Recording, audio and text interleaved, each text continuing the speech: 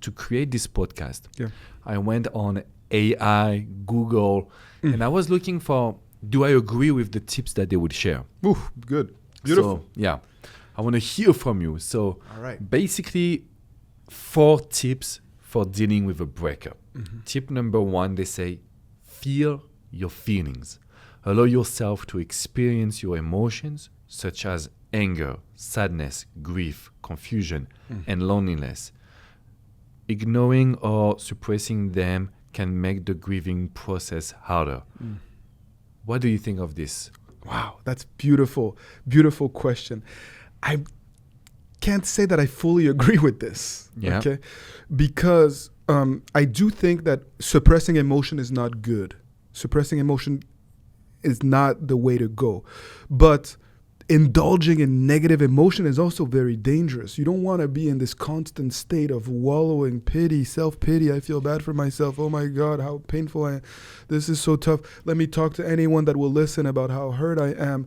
Let me reach out to my friends and tell them, and then you rehash the breakup constantly and you don't move forward and you don't grow. And so this is where, as a coach, I disagree with perhaps some of the textbook psychology when it comes to grief and processing emotion. The reality is, I want you, it's okay if you need like a couple of days to shake things off and to really let the emotions, just empty your emotional bucket. Fine, great. But then let's capitalize on this amazing opportunity to learn, to understand, and with this newfound motivation, let's quickly act. Let's quickly act. As a coach, I want you to act because I know that through action, profound new understanding can occur. And this is also coming from the standpoint of the relationship is over forever and you need to accept that. Okay, sure, the old relationship is over forever and you need to accept that. But a new relationship can be built, actually. And this is also one of the big misconceptions. Oftentimes, it's not that your partner is not the right person for you. It's that somewhere along the line, you didn't have the right tools, the right qualities to be able to nurture healthy love. So let's quickly identify what was missing and let's develop those tools so that you can get out of this negative funk.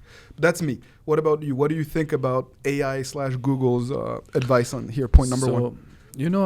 I do agree with you as well. I was about to say that most of the time I will try to suppress the emotions. I'm like a little bit more into this side of like, let's not let the negative win 1% of your mindset or 1% of your energy. We have to suppress that. We have to suppress everything. We have to go. And as you mentioned, it's not for everyone. Some of my clients, they need some time to nurture. They need some time to rebuild themselves. So I tend to put some, I tend to try to be a little bit softer in my approach now. Yeah. But also, when I look at a study from the UK that stated, okay, the more you write the flaws of your ex, the more you focus on what they did wrong, the better you can feel. I know it's not your philosophy. I know that. But for me, I feel like this has helped so many people that I'm more into this philosophy. But when we take the nuanced approach, it can be better because it's not one solution fits everyone. Sure. Some people, they need to do this. Some people, they need to be nurtured. But where I agree with you is I'm not a big believer into feeling the pain and staying in the pain and focusing on why do I feel like this. And I feel it makes people stay in this position. So one follow-up question that I have in this regard is what about denial, right? I'm sure some people say, are you encouraging people to be in denial about their feelings, about the reality of the breakup? Like, how would you address that? So it's the real me will be like, it's not a denial, it's just a tool that helps. When we look at the studies, and this one from the UK really changed the life of thousands of people that I've coached. But sometimes it doesn't work because it cannot work with everyone. It's not just one solution for every situation.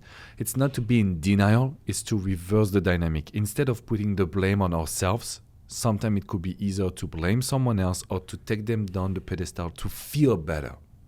I'm not saying it's a long-term solution, but when we talk about how to survive after a breakup, I think that any tool that helps feels better, it's a good tool. We can disagree. We can disagree, right? We can disagree because it's blaming others doesn't help us to take accountability. Blaming others doesn't necessarily help us to develop those coping mechanisms that you need. Like, for me, a big part of coaching is helping individuals learn to process their emotions. Okay, let me ask you a question so you can maybe detail that. But for me, if the person is feeling down, very sad, and we ask them to take accountability, do you think it's helping them? Have you seen this situation in coaching? So, okay, accountability doesn't mean guilt. Okay. Accountability, if approached in the right way, and this is what we do in our coaching sessions, it's actually empowering.